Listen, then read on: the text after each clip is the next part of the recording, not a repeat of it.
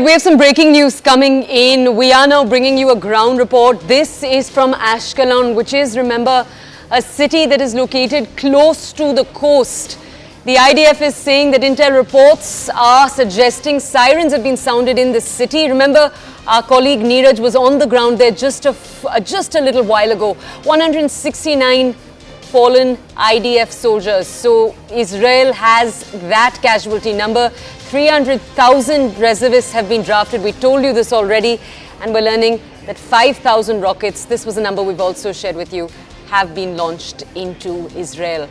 Now we're going to bring you more context of exactly what's taking place in the Ashkelon area. As we've told you already, this is located by the coast. Now the message we're getting, and this is from the Embassy of India in Israel, it's tweeted out that the embassy has been working constantly to help our citizens in Israel through a 24-hour helpline. Please remain calm and vigilant and follow the security advisories. A 24/7 emergency helpline contact has been made available. We're going to read out those numbers for you in just a second from now. 972-352-6748.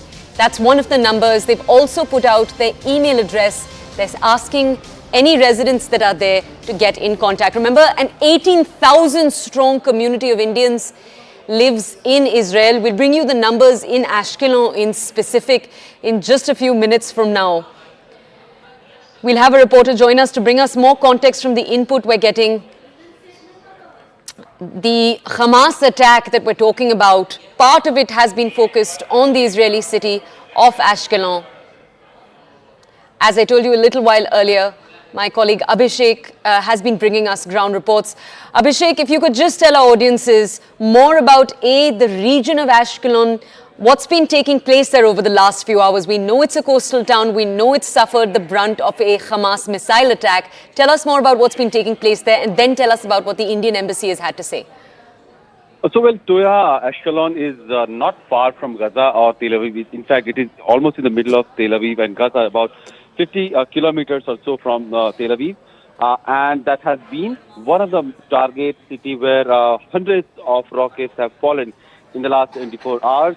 Some of the rockets fell to nearby city of Ashdod also yesterday. And the situation is pretty tense and unpredictable in these regions. Meanwhile, what we have been gathering that IDF still continues to gather bodies, identify them, whether they were civilian or soldiers. And some of the data that they have been releasing are astounding. 169 soldiers have fallen. This is what IDF statistics has been.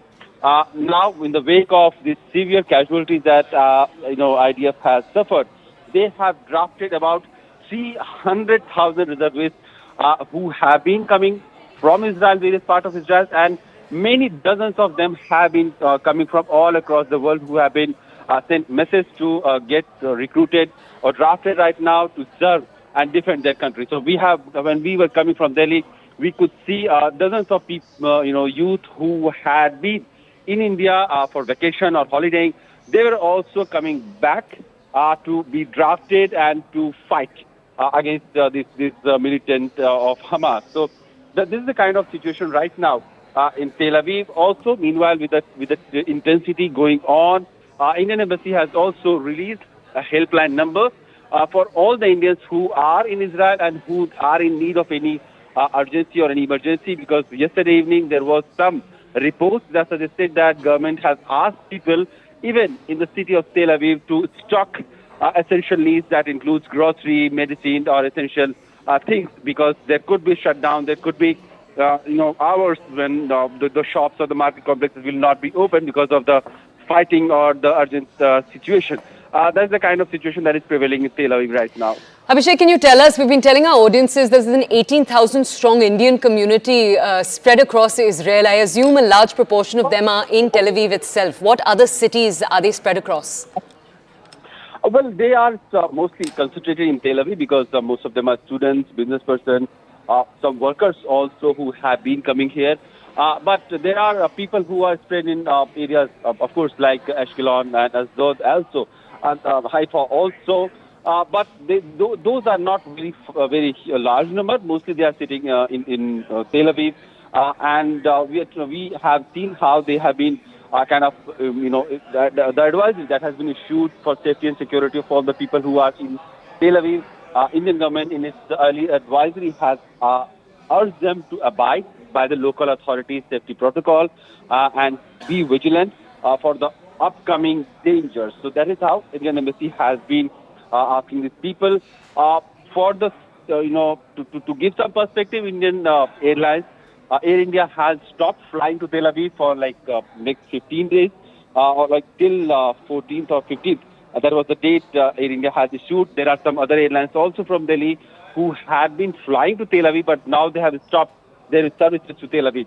So far, there is no stranded situation that the Indians are stranded and they are not being able to go out of the country. But yes, Indian Embassy is preparing for all the eventuality that could happen because the war is going to be more intensive, more aggressive, and more unpredictable in the days to come. Abhishek Jha joining us live right now from Tel Aviv. Let's provide you with more insight through ground reports. We were focusing right now with this slice of breaking news on the coastal town of Ashkelon. It's one that the Hamas had announced that they would attack yesterday itself. They told civilians to flee. Next,